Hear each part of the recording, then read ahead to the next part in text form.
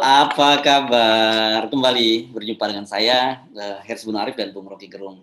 Nih, hari ini hari Rabu ya, Bung Rocky, dan ini teman-teman para organisasi serikat pekerja. Ini katanya puluhan ribu ya akan menggeruduk ke kantor Kemenaker ini karena berkaitan dengan jahat. Nah, jaminan hari tua yang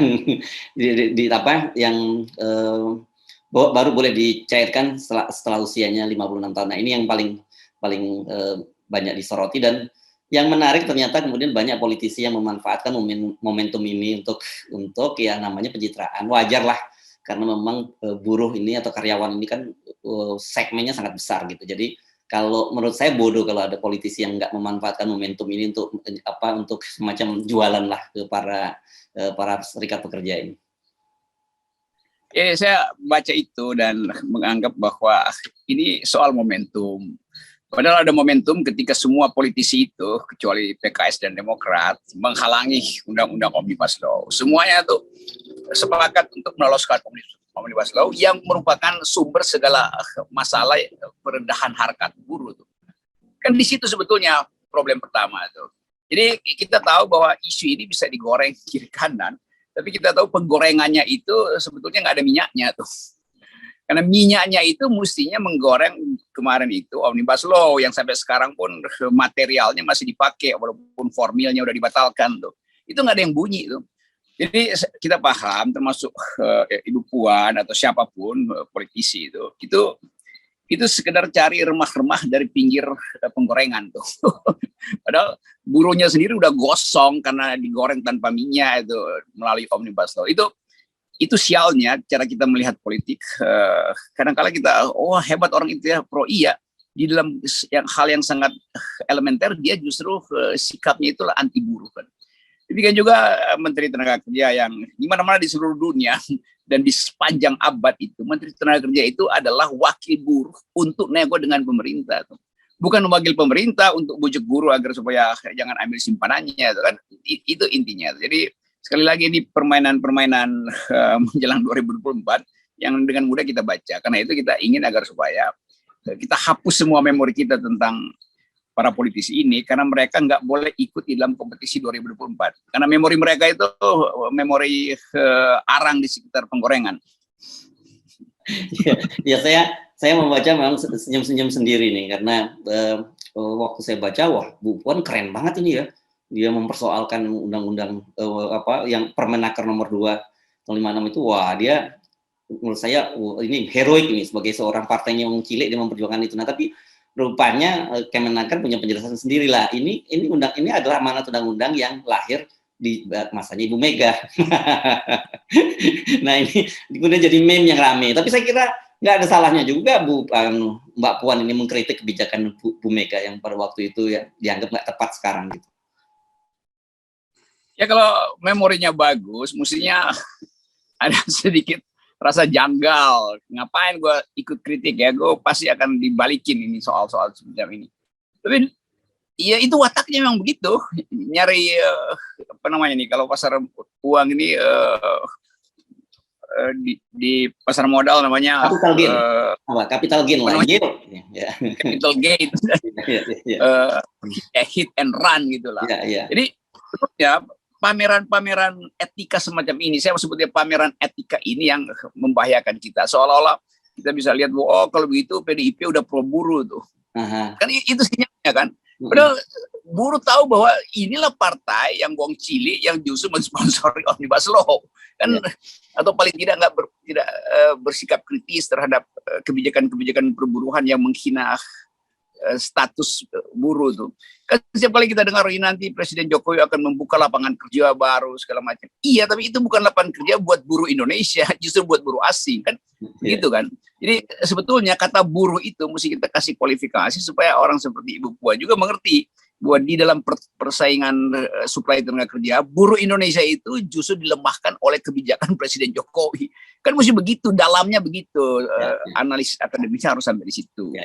Nah, tapi saya kira tugas kita lah untuk memandu publik untuk memahami. Jangan gampang, Iya. jangan gampang kalau orang Jawa dulu nyebutnya ojo kagetan gitu, ojo gumun. Wah, kalau tiba-tiba jadi begini, jadi berpihak.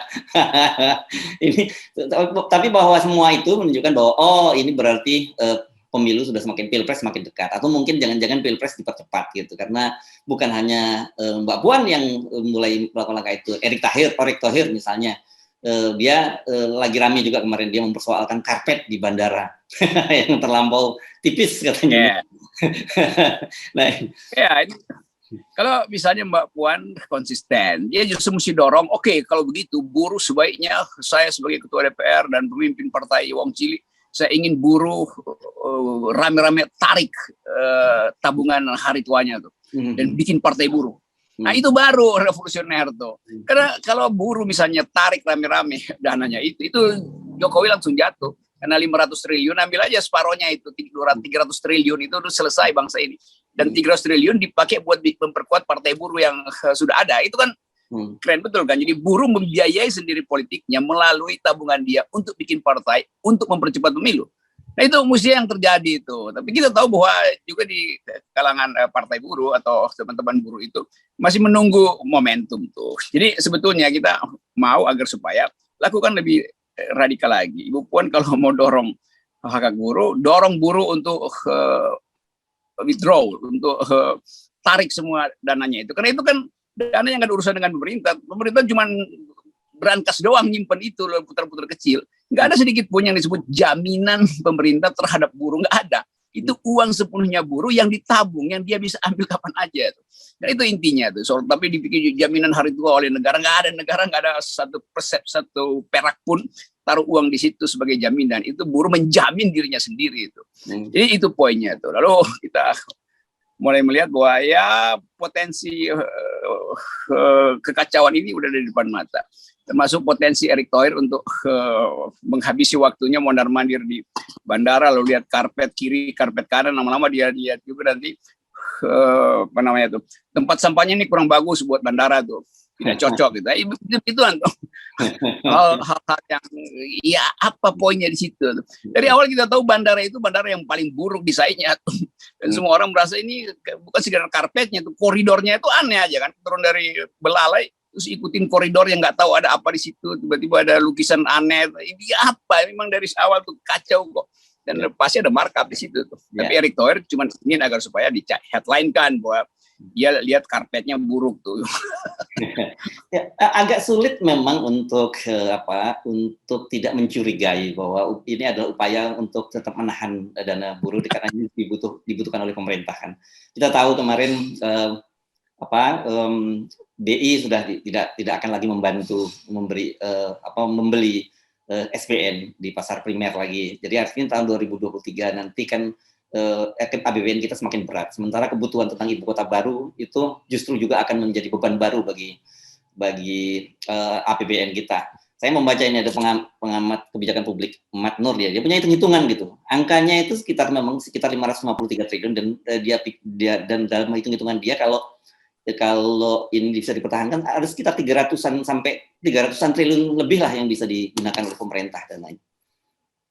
Ya itu intinya begitu kan. Tapi nanti para partai pendukung pemerintah, ya Pak Jokowi memang lagi mempersiapkan jaminan hari tua buruh, nggak mungkin pemerintah itu nggak memperhatikan buruh. Ya memang faktanya nggak diperhatikan.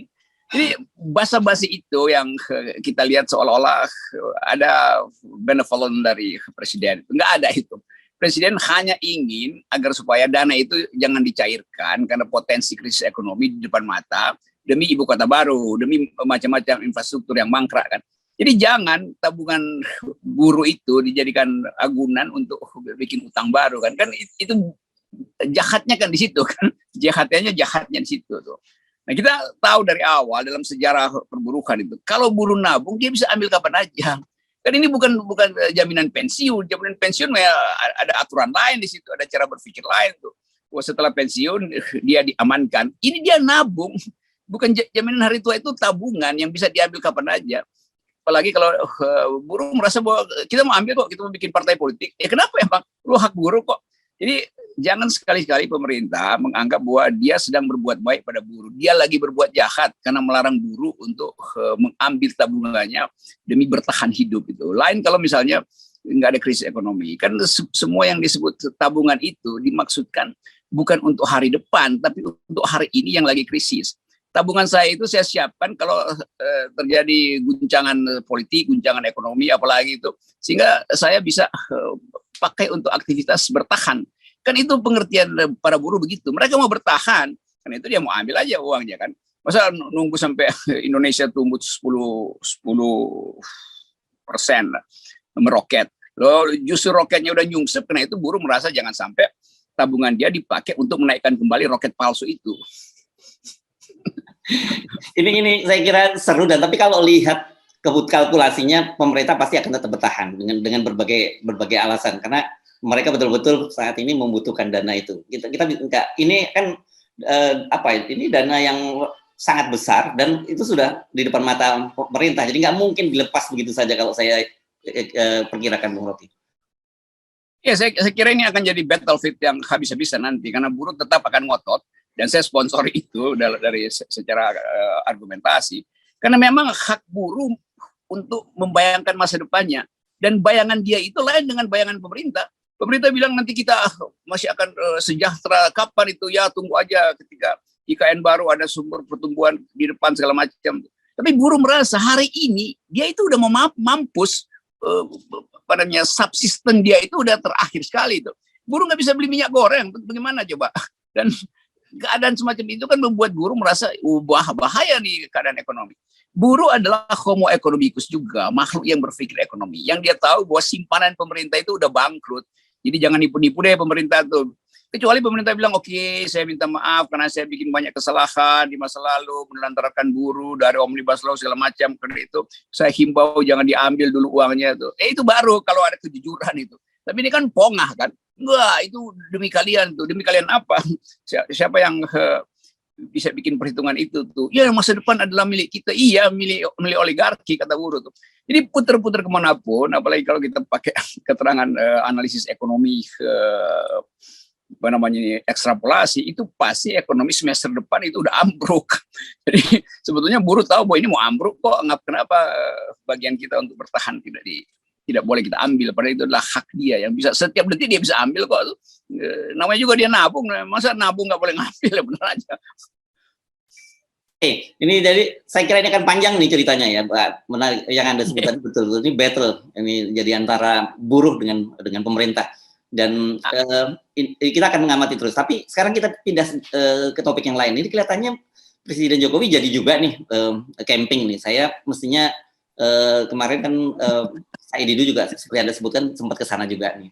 Kalau kita sama-sama juga bikin camping dengan Pak Jokowi, saya kira menarik juga ini di Kota Baru ini. Ya, semua orang bertanya itu apa artinya camping? Camping artinya ada sesuatu yang mesti dia lakukan di situ tuh. Mau bersih-bersih, nggak perlu lagi dibersih-bersihin kan ntar lagi juga itu dibabat semua kan hutannya kan. Jadi yang akan terjadi adalah orang berpikir ini ide siapa? Bahkan mungkin karena nggak ada keterangan ya dianggap bahwa itu mau cari inspirasi di situ. Ide dukun apa ide siapa itu camping di situ kan? Lalu kita mulai membayangkan camping artinya akan ada kehadiran masif manusia di situ untuk mengamankan presiden. Ada kebutuhan air bersih itu segala macam itu. Itu berarti akan ada kolam-kolam di situ atau tangki air segala macam itu. Jadi apa yang mau diberitakan kalau seorang presiden camping hanya demi camping atau demi nyari wangsit baru di situ kan? Itu yang kita nggak tahu tuh.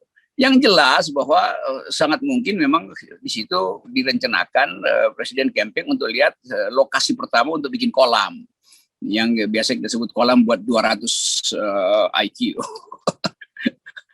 Jadi ada yang absurd aja, tapi kita tahu sebetulnya bahwa presiden selalu ingin cari headline. Kata camping itu kan headline kan, supaya nanti netizen ikutan camping. Oke, Bung Rocky, terima kasih banyak. Salam 0%. 0%.